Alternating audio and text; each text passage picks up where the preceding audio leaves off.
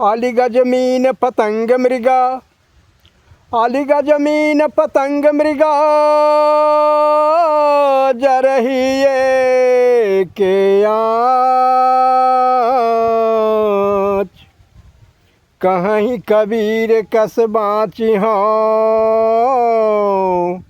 जिनके संग है पाँच। मेरे प्रेमी सज्जनों, सतगुरु कबीर साहब कह रहे हैं कि अली मने होता है भंवरा। भंवरा को एक सुगंध प्रिय होता है और उसी में वो मारा जाता है। भंवरा जब सुगंध को सूंघने के लिए पुष्प के अंदर जा कर के बैठ जाता है और उसी में इतना मगन हो जाता है कि तब तक शाम हो जाता है। और शाम को फूल स्वतः जो है कि संकुचित हो जाता है, वो भंवरा उसी में बंद हो जाता है।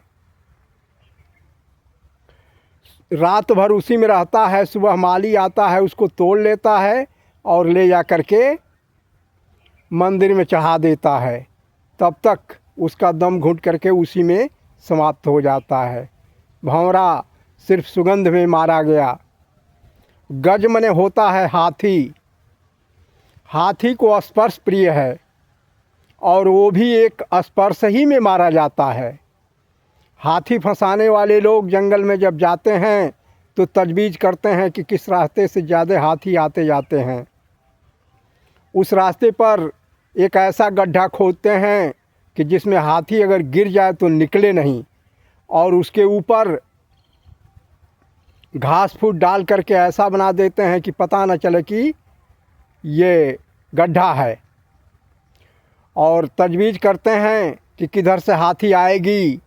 उसके दूसरे छोर पर एक कागज़ की हाथी बनाकर खड़ा कर देते हैं और अपने छिप जाते हैं।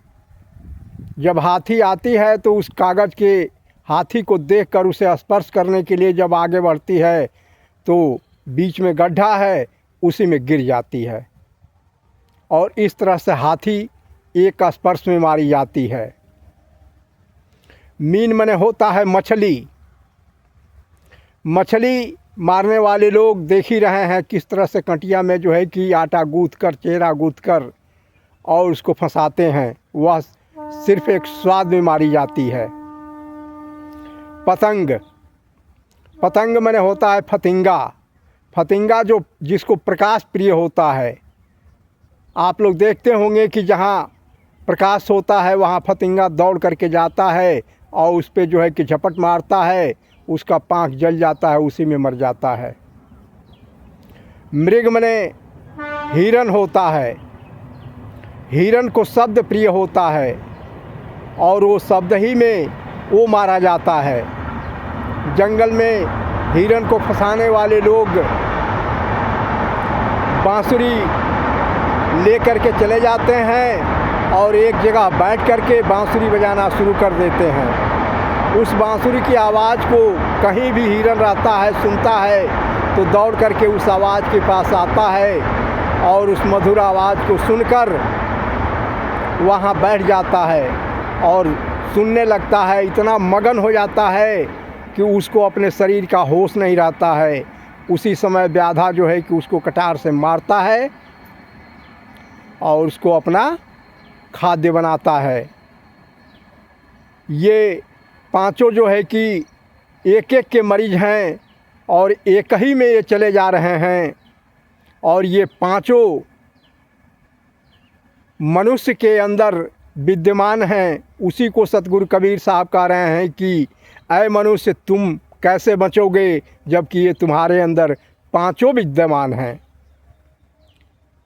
मेरे प्रेमी सज्जनों, सोचने का वक्त है। सोचिए, समझिए और विचार कीजिए।